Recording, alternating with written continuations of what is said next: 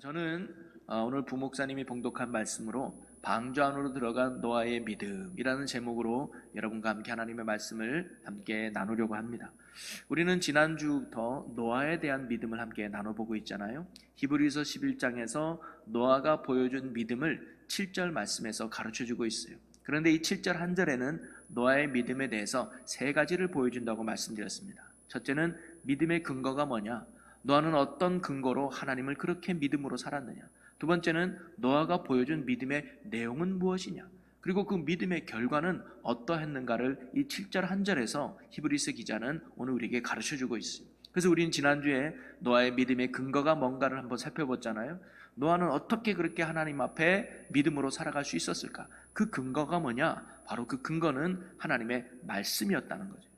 하나님께서 이 땅을 홍수로 심판하시겠다는 말씀과 방주를 통해서 이 땅을 구원하시겠다고 하는 심판과 구원의 말씀이 주어졌을 때 노아는 그 말씀을 믿었어요. 전적으로 믿었단 말이죠. 이 말씀을 통해서 그의 믿음의 삶은 출발했다는 것을 알 수가 있어요. 사실 우리가 히브리서 11장에 나오는 모든 믿음의 사람들, 모든 믿음의 영웅들의 믿음의 삶의 근거가 어디에 있느냐? 말씀에 있었다는 것을 알 수가 있어요. 이 말씀으로부터 그들의 신앙이 출발했다는 거예요. 여러분, 오늘도 저와 여러분의 신앙의 근거와 신앙의 출발과 신앙의 뿌리는 어디 있느냐? 하나님의 말씀에 있는 줄로 믿으시기를 바랍니다. 말씀을 신앙의 근거로 삼고 말씀을 신앙의 뿌리로 삼아갈 때 우리는 흔들리지 않는 참된 믿음의 삶을 살아갈 수 있다는 거죠. 자, 그러면서 노아가 그러면 이 말씀 앞에 보여준 믿음의 내용은 무엇인가? 우리가 지난주에 한번 살펴봤는데 그 말씀에는 뭐냐면 경외함으로 방주를 만들었다는 두 가지 표현이 나옵니다. 하나는 말씀에 대한 태도를 보여주는 거예요. 즉 하나님의 이런 심판과 구원의 말씀이 노아에게 주어졌을 때 노아는 이 말씀을 어떠한 태도로 받아들였는가? 경외함으로 받아들였다는 거죠. 경외함이 뭐예요? 두렵고 떨림으로 하나님의 말씀을 대했다고 하는 사실입니다. 롯의 사위처럼 농담으로 여기지 않았다는 거예요. 가볍게 여기지 않았다는 거예요. 들어도 되고 안 들어도 되는 선택사항으로 말씀을 들은 게 아니라 이 말씀대로 반드시 이루어질 것을 믿고 두려움과 떨림으로 말씀을 대했던 것이 바로 노아였습니다. 이런 말씀에 대한 태도가 그에게 올바른 믿음으로 나아가게 했다는 거죠. 그러면서 오늘은 바로 이런 말씀에 대한 반응이 어땠는가? 즉 하나님의 말씀을 두렵고 떨림으로 받았던 노아는 어떠한 믿음의 반응을 보여줬는가? 오늘 그것을 저와 여러분이 함께 나눠보려고 하는데요.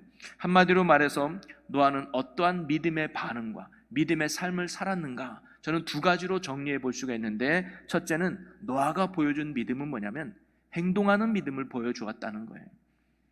여러분, 믿음은요 아는 것만을 결코 말하지 않습니다. 믿음은 반드시 행동을 동반해야 된다는 거죠. 왜냐? 믿음은 행위를 낳기 때문입니다.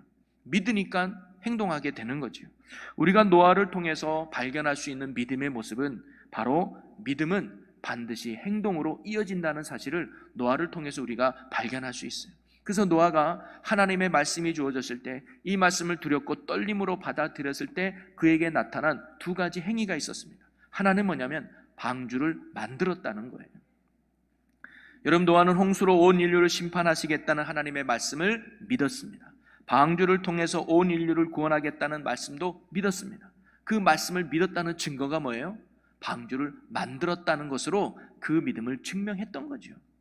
여러분, 사실 방주를 만든다는 것이 결코 쉬운 일이 아니죠. 종이 비행기 만들듯이 또는 무슨 작품 만들듯이 그렇게 방주를 만들 수 있는 것이 아니라 온 시간을 바쳐서 온 재산을 바쳐서 나의 인생을 바쳐서 만들어야 되는 게 어찌 보면 방주였습니다. 여러분, 방주의 크기만 해도요 길이가 무려 136m나 되고 높이가 13.6m나 되고 폭이 22m나 되는 엄청난 크기의 배가 바로 방주였어요. 그리고 상중하로 3층 구조로 이루어져 있었으며 배수량을 계산해 보면 총 32,800톤급의 큰 배가 바로 방주였다고 합니다. 여러분, 우리나라 부산에서 목포에서 제주를 왕복하는 여객선의 배수량이 3,000톤급 된다고 그래요. 그러면 그 배에 무려 10배나 큰 배가 바로 방주였다는 건데 이 방주를 노아가 혼자서 아니면 아들들과 함께 이 배를 만들어야 됐습니다. 그는 바닷가에 살지도 않았습니다. 산속에서 살았기 때문에 이런 큰 배를 본 적도, 또는 이런 큰 배를 만들어 본 적도 없는 게 노아예요. 이런 노아가 이런 큰 배를 만든다는 것은 어찌 보면 상식 밖의 일일 수도 있습니다. 그뿐만 아니라 언제 끝날지도 모르는 참으로 지루한 일이 노아가 방주를 만드는 일이었을 거예요. 짧게는 수십 년에서 길게는 120년 정도 걸려서 만든 게 바로 이 방주 아닙니까? 그러니 그걸 만드는 일이 얼마나 지루하고 힘들었을까요? 끝이 보이지 않았을 거예요. 그런데 가장 힘든 것, 노아에게 이 배를 만들며 있어서 가장 힘든 건 다름이 아니라 주변 사람들의 따가운 시선이었을 겁니다. 잊지도 않을 심판을 위해서 모든 재산을 바쳐서, 그리고 모든 시간을 투자해서 방주를 만드는 일을 하고 있는 노아를 주변 사람들은 어떻게 바라보았을까요? 불쌍하게 바라보았을까요? 또는 미친 사람 취급하지 않았을까요? 잊지도 않은 심판 때문에 여행도 안 가고 놀러도 안 가고 맨날 하루 종일 일어나서 방주 만든다고 뚝딱뚝딱 하고 있는 노아의 모습을 보면서 주변 사람들은 노망 들었다고 생각했을지도 모르겠어요. 그런데 이러한 주변 사람들의 따가운 시선 속에서도 노아는 꾹꾹 방주 만드는 일에 힘썼다는 겁니다. 왜일까요? 이유는 하나예요. 하나님의 말씀을 믿었기 때문입니다. 이 땅에 반드시 홍수로 심판이 일어날 것이고 이 방주를 통해서 하나님이 나를 구원하신다는 그 말씀을 노아가 분명하고 확실하게 믿었기 때문이죠. 바로 이 믿음이 방주를 만드는 행동으로 나가게 했던 겁니다. 자, 두 번째 노아가 보여준 행동은 뭐냐면 방주를 만든 것으로 끝나지 않고 그 만든 방주에 들어갔다는 거예요. 여러분, 저는요, 방주를 만드는 것도 대단하지만 들어가는 것도 아주 대단한 중요한 행동이라고 생각이 들어요. 왜냐면요, 방주를 만들자마자 비가 내린 게 아니었거든요. 바로 비가 내리면 얼른 방주 안으로 들어갔겠죠. 또는 방주 안에 들어가자마자 비가 내린 게 아니었어요. 이 노아가 방주를 다 만들고 나니까 하나님이 노아에게 이렇게 말씀합니다. 이제 방주 안으로 너와 가족들을 이끌고 들어가라. 그러면 내가 7일 후에 이 땅에 비를 내리겠다라고 하나님이 말씀하세요. 여전히 방주의 문이 닫히지 않는 상황 속에서 노아가 방주 안에서 7일 동안 있어야 된다는 말씀이에요. 그런데 그 말씀 앞에 노아가 방주 안으로 들어가는 게 쉬웠을까요? 여러분 한번 생각해 봅시다. 방주를 짓고 나서 방주 안에 들어갔는데 여전히 하늘에는 아무런 징조가 일어나지 않아요. 만약에 노아가 방주를 다 짓고 나서 노아와 그 가족들이 그 방주 안에 들어갔을 때 주변에서 지켜보던 사람들은 순간 뜨끔하고 혹시나 하는 생각이 있을지도 모르겠어요. 야, 정말 비가 오는 거 아닐까? 정말 노아의 말처럼 비가 내리는 거 아닐까? 그런 마음이 아마 주변 사람들에게 혹시라도 있을지 모르겠어요. 그런데 하루가 지나고 이틀이 지나고 3일이 지나도 비가 내릴 아무런 징조가 보이지 않는 거예요. 그때부터 사람들의 비난의 목소리는 훨씬 크지 않았을까요? 내 저럴 줄 알았다, 저럴 줄 알았다. 지나갈 때마다 방주 안에서 노아 식구들이 동물들과 함께 앉아있는 모습을 보면서 측은히 여기기도 하고 불쌍히 여기기도 하고 때로는 안타까운 눈으로 바라보면서 그들을 비웃는 눈으로 바라보는 사람들의 시선이 있지 않았을까요? 노아도 분명히 그 사실을 알고 있었을 거예요. 7일 동안 비가 내리지 않는다고 여전히 문은 열려 있으면 사람들이 나를 얼마나 우습게 여길까? 이러한 사람들의 비망과 비난이 내게 있을 것을 뻔히 알면서도 노아가 가족들과 함께 방주 안으로 당당히 걸어 들어갔던 이유는 어디 있었을까요? 말씀을 믿었기 때문입니다. 반드시 7일 뒤에 내가 비를 내리겠다. 이 방주 안에 들어간 자만이 산다는 하나님의 말씀을 믿었기 때문에 그가 바로 그러한 순종과 행동으로 나아갔던 것이죠. 노아는 어찌 보면 상황을 믿지 않았습니다. 상황을 보지 않았습니다. 그리고 상황을 따르지 않았습니다. 노아는 심판과 구원의 말씀만을 믿었고 그 말씀을 믿는 믿음으로 인해서 그는 방주를 만들기 시작했고 결국 방주 안에 들어가는 행동을 보여주었다는 거죠.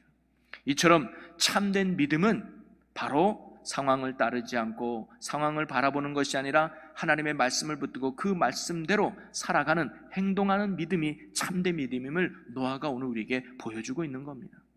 그래서 믿음에 있어서 행동이 얼마나 중요한가를 강조하는 야고보서에 보면 이렇게 말씀이 기록되어 있어요. 야고보서 2장 26절을 우리 다 같이 읽어봅니다. 영혼 없는 몸이 죽은 것 같이 행함이 없는 믿음은 죽은 것이니라. 아멘. 여러분, 참된 믿음은 반드시 행동으로 이어지게 된다는 사실입니다. 기도가 능력임을 믿으면 기도의 자리에 나오는 거죠. 예배가 은혜됨을 믿으면 예배의 자리에 나오는 거예요. 전도가 축복임을 믿으면 전도하는 일에 힘쓰는 거죠. 믿음은 반드시 행동으로 이어지게 되는 거예요. 여러분, 오늘 우리의 믿음도 아는 것을 넘어 행동하는 믿음이 되기를 바랍니다. 무엇보다 상황을 믿고 상황을 따르는 자가 아니라 말씀을 믿고 말씀을 따르는 자들이 저와 여러분이 되기를 소망합니다. 그래서 어떤 상황 속에서도, 어떤 환경 속에서도, 어떤 형편 속에서도 흔들림 없이 주님의 말씀을 붙들고 노아처럼 말씀대로 순종하며 행동하는 믿음으로 나아가는 저와 여러분의 믿음의 삶이 되시기를 주님의 이름으로 간절히 축원합니다. 또 하나, 이 노아가 보여준 이 믿음을 정리하면 그는 전인격적인 믿음을 보여주었다는 거예요. 자, 성경은 경외함으로 방주를 준비하여 그 집을 구원하였으니라는 말이 나옵니다. 바로 이러한 행동하는 믿음으로 말미암아 그는 방주를 만들게 되었고, 그리고 방주 안에 들어갔고, 결국 노아뿐만 아니라 온 가족도 구원받게 되지 않았습니까? 믿음은 이처럼 노아와 그 가족을 구원하게 했다는 거죠. 사실 방주 자체가 노아를 구원한 것이 아니라 노아의 믿음 때문에 노아가 구원받게 된 거죠. 그리고 이 믿음, 즉 행동하는 이 믿음을 보면 그는 말씀에 근거를 했습니다. 심판과 구원이라는 말씀을 듣고, 그리고 이 말씀을 경외함으로 대했습니다. 두렵고 떨림으로 이 말씀을 대한 거예요. 그리고 노아는 방주를 만드는 행동으로 나아가게 된 것이죠. 그리고 그러한 행위는 끝내 온 가족을 구원받게 했던 것입니다. 물론 믿음은 아는 것에서 출발하는 지적인 요소를 분명히 포함하고 있습니다. 왜? 알아야 행동하게 되어 있으니까요. 무엇을 믿어야 하느냐는 참으로 중요합니다. 그리고 그것은 분명 말씀으로부터 출발해야 됩니다. 그러나 머리로 들은 말씀은 바로 가슴으로 와야 한다는 것이죠. 그리고 가슴으로 온 말씀은 곧 손과 발로 나아가야 된다는 겁니다. 그것을 노아가 오늘 우리에게 보여준 거예요. 그는 말씀을 지식으로 알았습니다. 홍수의 심판과 방주가 구원이 된다는 말씀을 알았어요. 그리고 그 말씀을 가슴으로 뜨겁게 받았습니다. 두렵고 떨림으로 받았다는 거죠. 거기에 머물지 않고 그는 의지와 결단을 통해 행동으로 나아갔다는 것, 그것이 참 믿음임을 오늘 성경이, 그리고 노아가 우리에게 보여주고 있는 것입니다. 여러분, 노아가 구원받은 것을 잘 보면요, 노아가 방주를 만들며 산다라고 하는 그 지식이 그를 구원했느냐? 결코 아니죠. 또한 노아는 방주로 타면 살 수 있다고 기뻐했는지도 모릅니다. 그리고 이 말씀을 받지 않아 심판을 받을 많은 사람들을 생각하면서 그는 두려워했는지도 모르겠어요. 그렇다고 노아의 이런 기쁨과 노아의 이런 두려움이 그를 구원했느냐? 결코 아닙니다. 다만 방주를 만들고 그 방주 속에 들어가는 결단과 행동이 그를 진정 구원으로 인도했다는 거죠. 방주를 만들고 방주 속에 들어가라는 하나님의 말씀 앞에 순종해서 믿음으로 방주에 첫 발을 내디뎠을 때 그 순간이 바로 구원이라고 말할 수 있는 겁니다. 이것은 믿음이 보여주는 의지적 요소라고 말 수 있죠. 여러분, 성경이 말하는 신앙, 즉 믿음은요, 세 가지 요소를 포함하고 있습니다. 지적인 요소에서 출발하고 정적인 요소를 통해서 마지막 의지적인 요소로 나아가는 것이 건강하고 참된 믿음임을 성경이 가르쳐 주고 있는 거죠. 그것을 전인격적인 믿음이라고 말하는 거예요. 우리가 이런 상황을 한번 생각해 볼 수가 있을 것 같습니다. 지금 저와 여러분이 큰 배를 타고 가다가 암초에 부딪혔어요. 그래서 배에 구멍이 나서 배가 점점점 침몰하고 있다고 칩시다. 그런데 저쪽에서 큰 배 하나가 우리를 향해 오고 있어요. 그럼 우리는 그 배를 발견했겠죠. 발견하면서 어떤 생각을 하는 거예요? 야, 저 배를 타면 이제 내가 죽지 않고 살 수 있겠구나, 저 배에서 우리는 구원받을 수 있겠구나라고 생각할 수 있지 않겠습니까? 자, 그러나 이러한 지식과 알미 우리를 그 자리에서 구원했느냐? 아니에요. 왜? 여전히 우리는 침몰하는 배 안에 있다 이 말이죠. 그러면 또 배를 발견한 사람들의 마음은 어떨까요? 사람마다 다를 수 있겠지만 어떤 사람은 야, 이제 우리가 죽지 않고 살았구나 하면서 기뻐하며 춤을 춰주는 사람도 있었을 거예요. 또는 어떤 사람은 감격해서 눈물을 흘리는 사람도 있었을 거예요. 또 어떤 사람은 침착하게 이제 살았구나 하면서 그냥 담담하게 말하는 사람도 있을지도 모르겠습니다. 그러나 이러한 정적인 요소, 감정적인 요소가 우리를 구원했느냐? 아니에요. 여전히 우리들은 침몰하는 배 속에 있다는 사실이죠. 정말 우리가 침몰하는 배에서 벗어나서 죽지 않고 살아남기 위해서는 자신의 몸을 담았던 배에서 나와서 새로운 구조선에 자신의 몸을 맡기는 결단과 의지가 필요하다는 사실입니다. 그리고 그 구조선에 첫 발을 내딛어야 한다는 것이죠. 행동해야 하는 것입니다. 그리고 그 순간의 변화를 성경은 구원받았다라고 하고 거듭나서 영생을 얻었다라고 말씀해 주는 것이죠. 노아의 믿음은 바로 참으로 전인격적인 믿음이 어떻게 나타났는지를 우리에게 잘 보여주고 있습니다. 그는 말씀을 들었습니다. 알았습니다. 지적인 요소지요.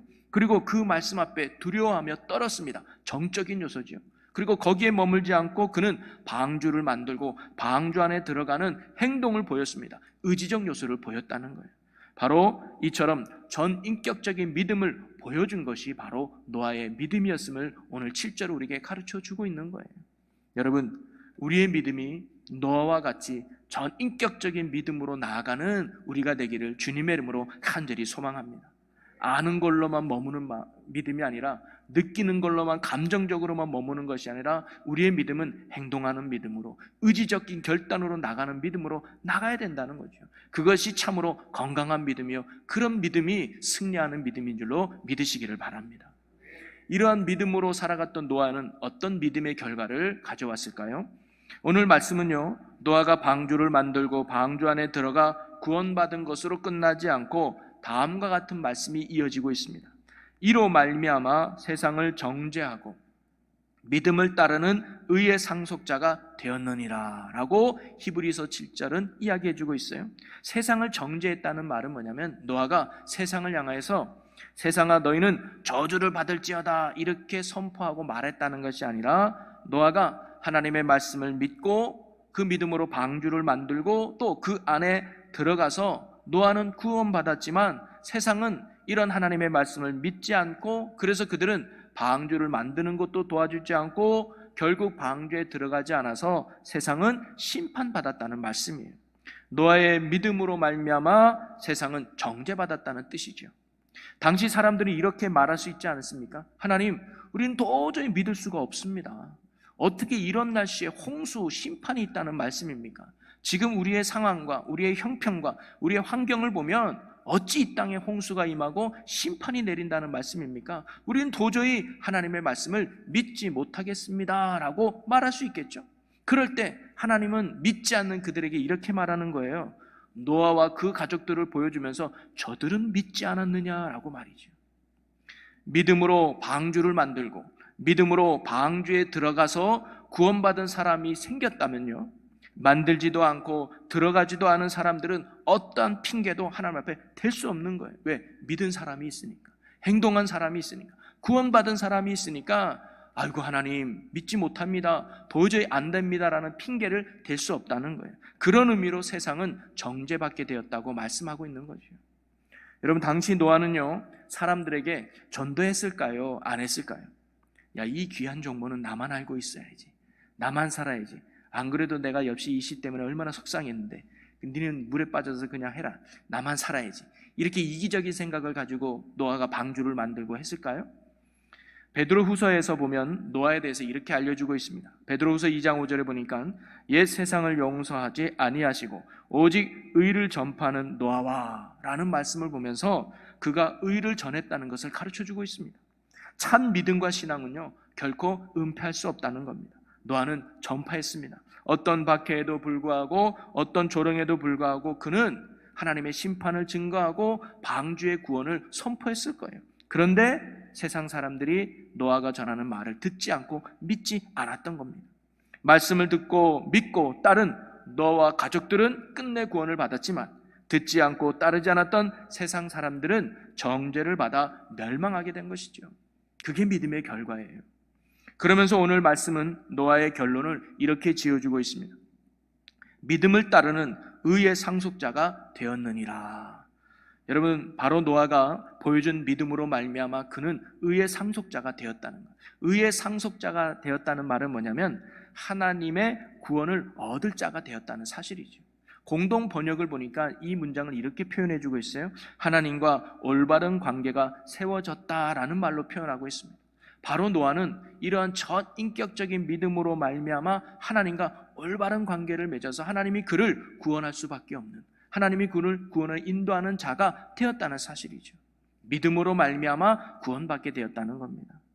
자, 그런데 우리가 오늘 말씀에서 중요하게 여겨야 될 것은 이러한 노아의 심판이 오늘 우리의 상황일 수도 있다는 겁니다. 예수님은 이런 중대한 말씀을 하셨어요. 마태복음 24장 37절에 노아의 때와 같이 인자의 임함도 그러하리라. 바로 예수님이 다시 재림하셔서 세상을 심판하실 때도 노아의 때와 같다는 거예요. 그럼 노아의 때는 어땠는데요? 그 다음 절에 이렇게 말합니다. 38절부터 39절에 홍수 전에 노아가 방주에 들어가던 날까지 사람들이 먹고 마시고 장가 들고 시집가고 있었으며 홍수가 나서 그들을 다 멸하기까지 깨닫지 못하였으니 인자의 임함도 이와 같으리라.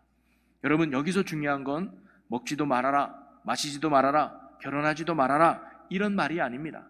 여러분, 먹는 거, 마시는 거, 결혼하는 거 그것도 중요해요. 우리가 이 땅에 살아가면서 필요한 것들이죠.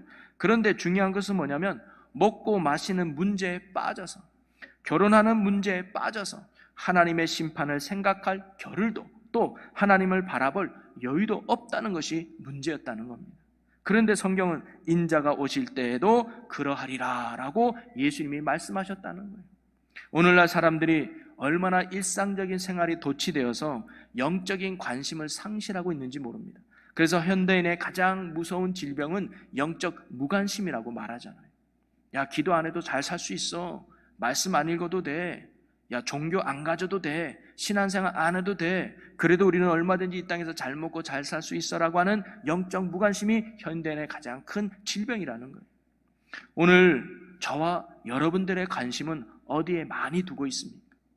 자녀들을 키울 때 관심은 좋은 성적, 좋은 학교, 좋은 직장에 관심은 많이 있는데 기도하는 자녀로, 말씀의 자녀로, 믿음의 자녀로 키우는 데는 혹시 우리가 관심이 덜 가지는 않습니까?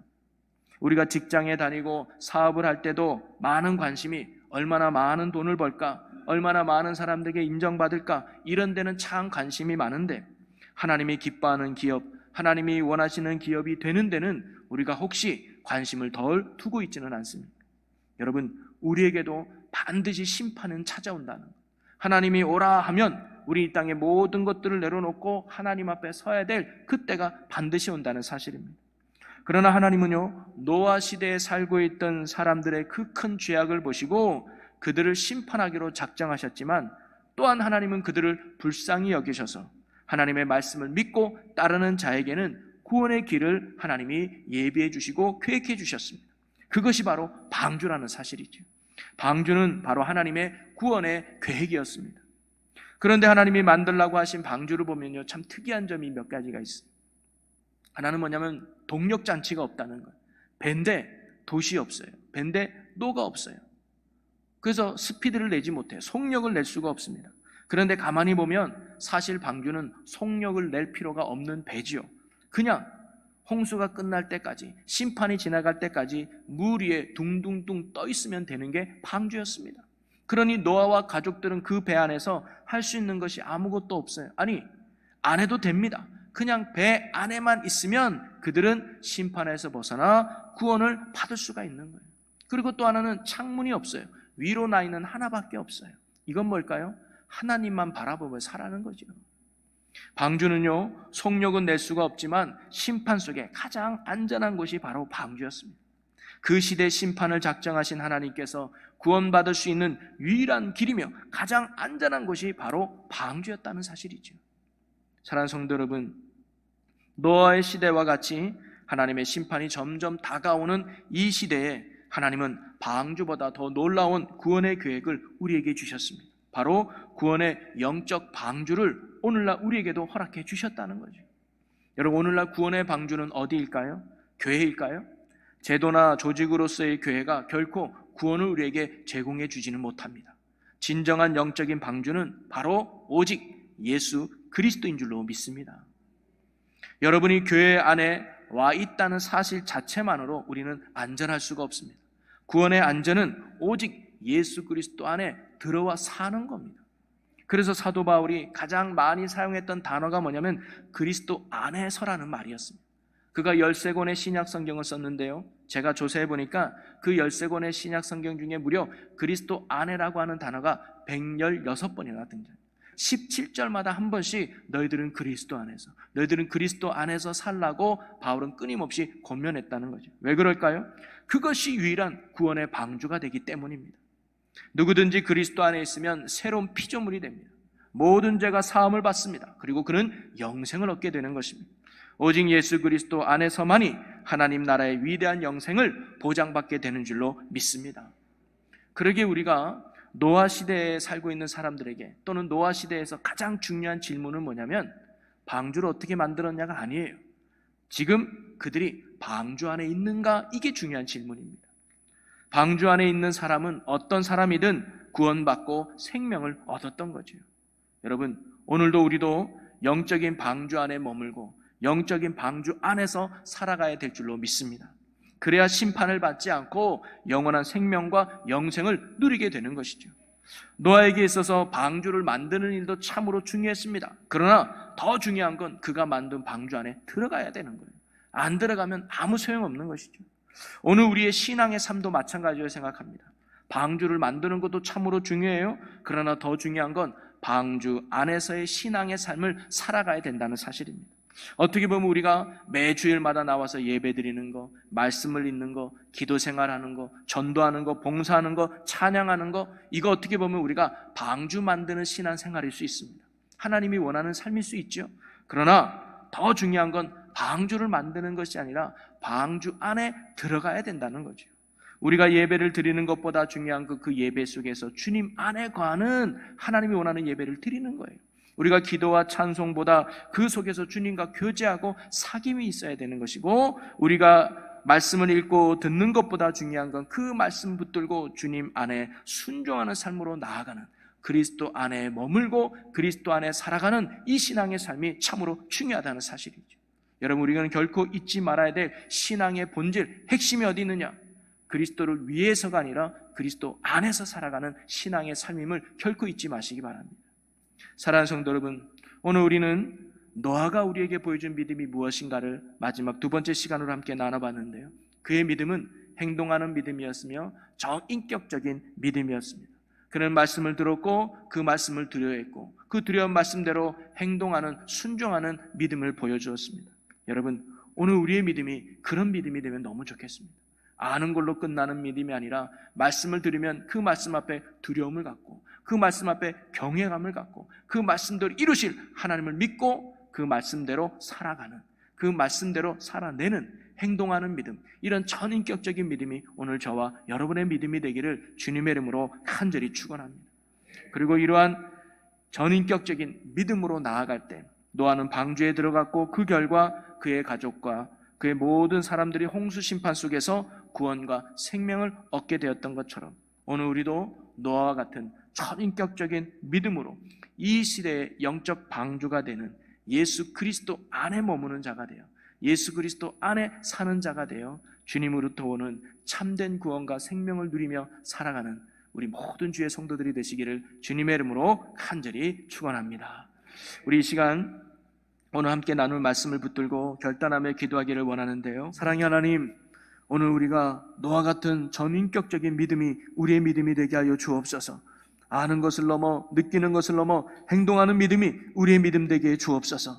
그리하여 언제나 생명의 반주가 되시는 예수 그리스도 안에서 믿음대로 승리하며 살아가는 저희들 되게 하여 주시옵소서. 감사드리며 예수님의 이름으로 기도하옵나이다. 아멘.